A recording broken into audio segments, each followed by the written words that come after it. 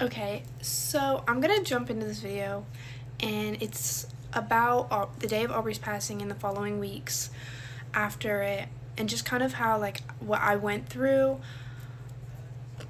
I've seen a lot of videos like this, and I just think that it's important to see, like, another perspective on things, especially, like, if you're going through that. Maybe this will help people. I don't know, but I've gotten to the point where I can talk about this without hysterically crying. So I think it's important for me to share the things that I went through and how I'm still getting through everything. So September 4th, 2023, I woke up at 9:30 in the morning. I had woken up and I'd gone to the living room to go fill my mom in on the night prior. I was at a birthday party, and I just wanted to tell her about it. It was just like any other morning. We didn't have school that day, so I had woken up, I'd gone to the living room to go fill my mother in on my night prior. I'd gone back into my room to grab my phone so that I could go and show her the pictures of the night, because I was at a birthday party.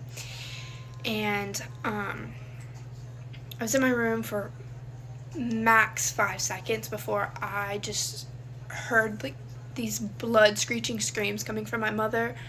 And I know y'all have seen the video of my mom finding Aubrey's letters to us, and it's not even comparable to that. It was so much more intense, and immediately, like, I'm just rushing to go find out what's causing my mother to scream like this.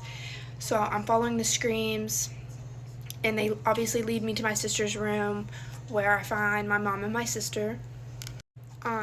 And I don't really know if I was in shock or not, to be completely honest. I was just so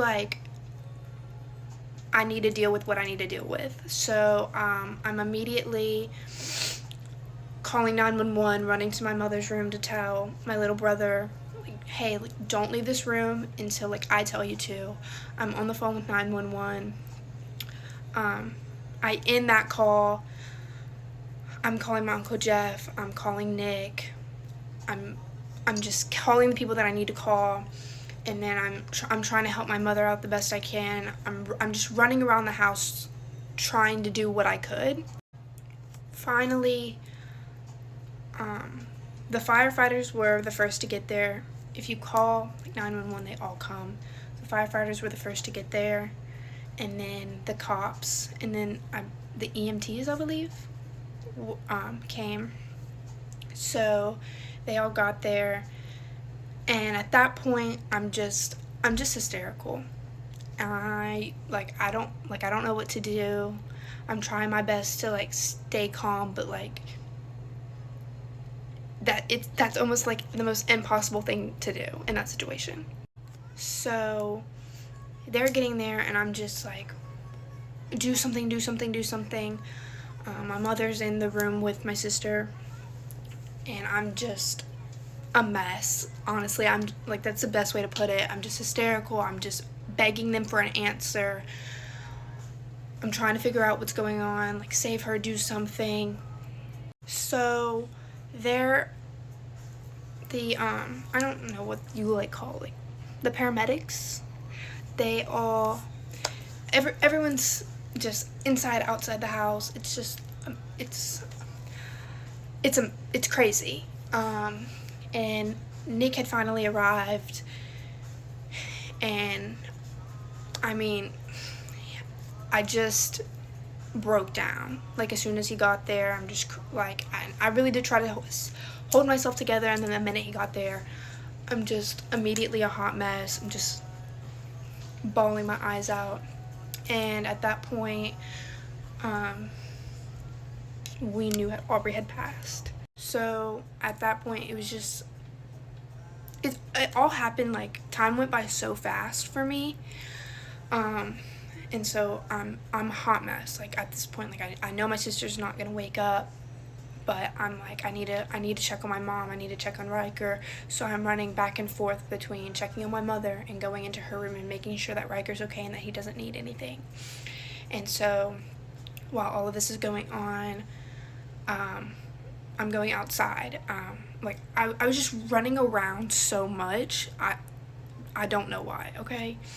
So I go outside, and I see that my Uncle Jeff had pulled up, and I've never like broke down like that in my whole entire life. Like he gets out of his truck, and I run, and I just fall. It's like a scene you see out of like a movie. I'm just running, and I literally fall in the grass, and he's like picking me up, and then he's crying, I'm crying, like I'm hysterical. I'm like, she passed away. I don't know what to do anymore. I'm a hot mess. So at this point, a couple hours, like I'm not gonna go into detail about every little thing. Some of that is private. So at this point, a few hours have passed. We're all in the house, and we're just like kind of just trying to figure out how we're gonna tell Riker, because he still doesn't know anything that's going on. He hasn't even left my mother's room yet, and I'm gonna leave that up to like my mother to talk about. It's not my place. I'll leave. When she comes back, she can talk about it. That's just an emotional roller coaster itself. So, like the weeks following Aubrey's passing, I didn't go to school for 2 weeks. I was with my mom. Went to my mom to like all of like the things for her funeral, like and all of that. Helped her plan everything, and it was a beautiful ceremony. It was definitely it's still emotional, but it's not something easy to go through. I went through for like the longest time, I couldn't open up doors. Like, I don't know if and I have a therapist, okay? He says it's normal, and I'm okay now. Like, I can open doors now, but like for the longest time, I couldn't open up doors because I was so scared that something bad was going to be behind them, because September 4th I opened a door, my whole life changed. So I just couldn't open doors. I was terrified, and there was a lot of crying. I couldn't sleep by myself for the longest time. Like, me, Riker, and my mom slept together for months. And I have like this amazing story, and obviously I've grown up Christian like my whole life, always going to church and stuff like that. But like when Aubrey passed away, I went through a lot, and I just was like, what if it's not true? Like, what if? And people can tell you all day long, like, you can't think about the what ifs, but be put in any position like that, and you just can't, okay? You can't not think about the what ifs.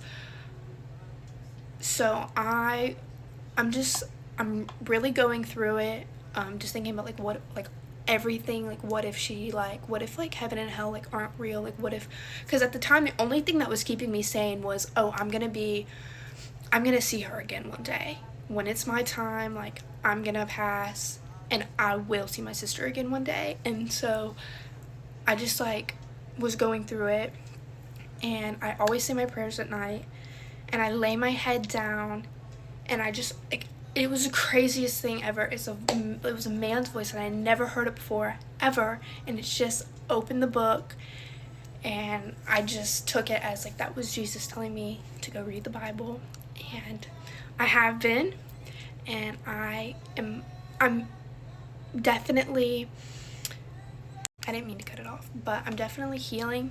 It's not a fast process, it's definitely slow, and grieving is a crazy thing. I will literally just be in my bed and just start crying because the reality kicks in of, oh, my sister's never gonna be here again. But you just have to take one day at a time, and I've had the best group of people to help me get through all of this. But yeah.